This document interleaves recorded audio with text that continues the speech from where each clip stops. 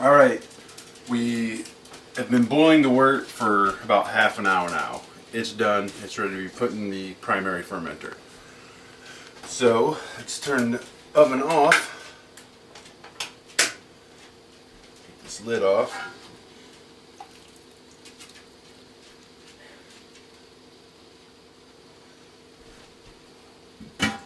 And as you can see, that little clip that I had cleaned out that can pretty well. So definitely cool. Save burning yourself. Just be really careful with this. I mean, this was just boiling. And it will be very, very hot.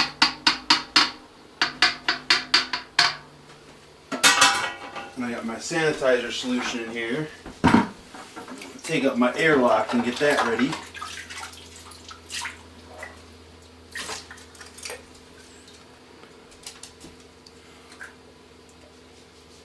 That's ready to go. So here's somewheres.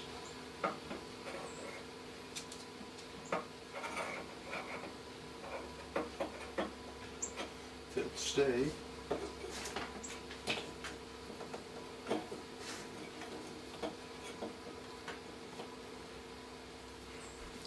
There's a trick I can show you. If you got your airlock and you put it in there, and I've had it where the beer foam actually comes up through the bubbler or the airlock and starts going everywhere. That can happen. If that does, take out the airlock and then take your plastic hose that you use to rack with, stick it in the hole, and then put the other end, after you sanitize it, into like a bucket of water, and it'll just bubble into the bucket of water and it'll be fine. So we've cleaned and sanitized everything. We emptied the can into boiling water. We boiled that for half an hour. Now we're getting ready to transfer that to the primary fermenter. So I got my sanitizer solution here, so make sure it's everywhere. Everything's nice and clean.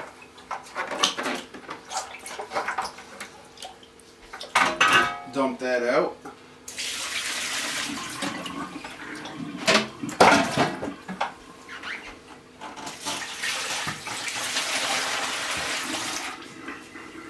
Like I said, this is going to make 5 gallons of beer. So on the side here where I got my thermometer strip and up to 5 gallons, we're going to fill it all the way to there. So just be really careful. This is hot.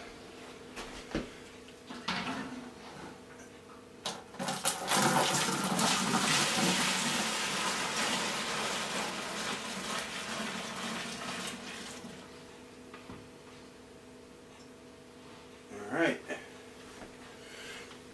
Since this was boiling, we want to get it to, before we add our yeast, we want to get that to, need to cool it down to, there's specific on the directions, but really somewhere between 65, 75. I try to keep mine like low 70s when I brew.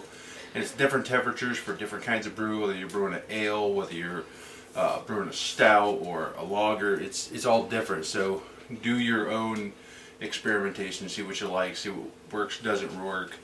This particular beer actually calls for adding extra.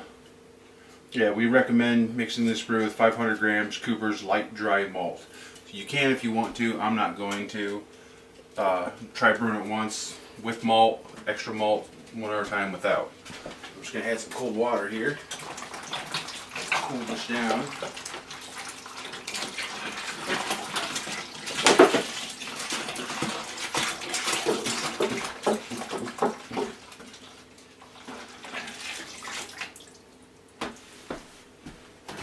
And you want to cool it down quickly, because you don't want to wait too long to add your yeast. So we got some ice.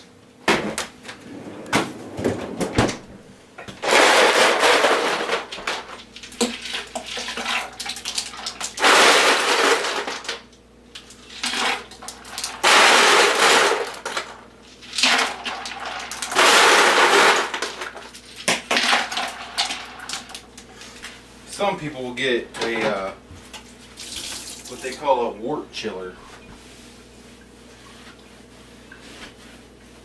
which is basically a spiral copper tubing that you run cold water through, and you dunk it in and out of your brew, and it cools it down quickly.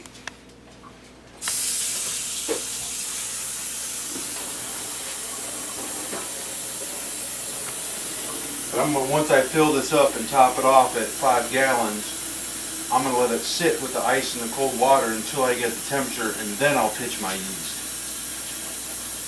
Let's see, where are we at? We're at about 3 gallons.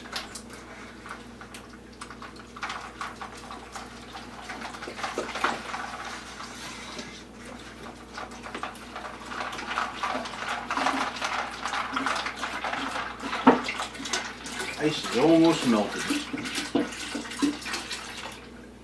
4 gallons.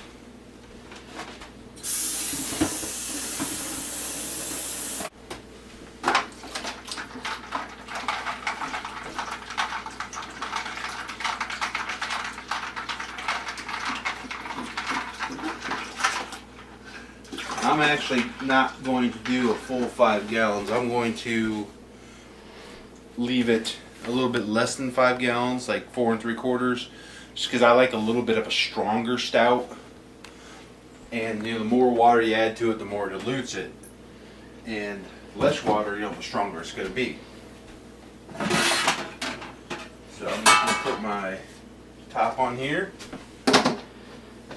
lock it down for now. My airlock in so nothing gets in.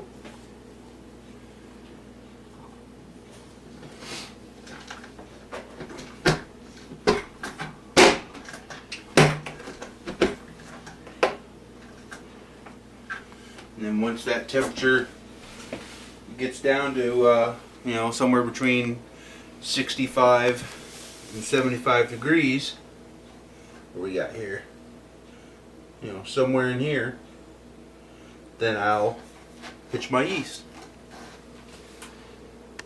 That's it for now. Alright guys, the wort is down to about 72 degrees, which is fine for me to pitch my yeast. If you pitch it too hot, it can kill the yeast. Pitch it too cold, it won't ferment. So like I said, I usually pitch it between 65 and 75, and I usually brew it at about like low 70s. I have an oil heater here that I got set to I think 74, because my thermometer on the wall says it's like at 60 degrees, and that's a little bit too cold for like what I like to brew beer at.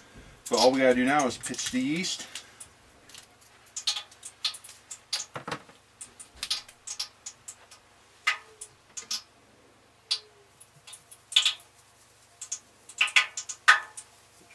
Dump that yeast and spread it out everywhere. Make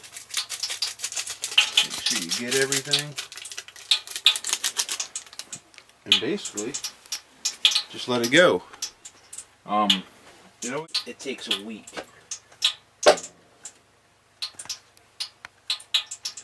But in about 12 to 24 hours, that thing should be bubbling away. And like I said, if it gets fermenting too fast, and it starts coming up through the bubbler, take your plastic tubing, take out the bubbler, put the plastic tubing in, and then maybe if you got like a gallon jug like that, fill that halfway up with water, and stick the other end of the tube in there with some water, and use that as a makeshift airlock. That'll help, because that's not going to overflow, it's just going to bubble like crazy. And then here, as soon as that's done fermenting, I usually transfer it into a secondary fermenter just to get it off the sediment. Because after it's done fermenting, if it sits in the sediment too long, it can impart bad flavors you don't want. So I like to rack it into a secondary, get it off the sediment, and then I'll bottle it. And that'll be our next video.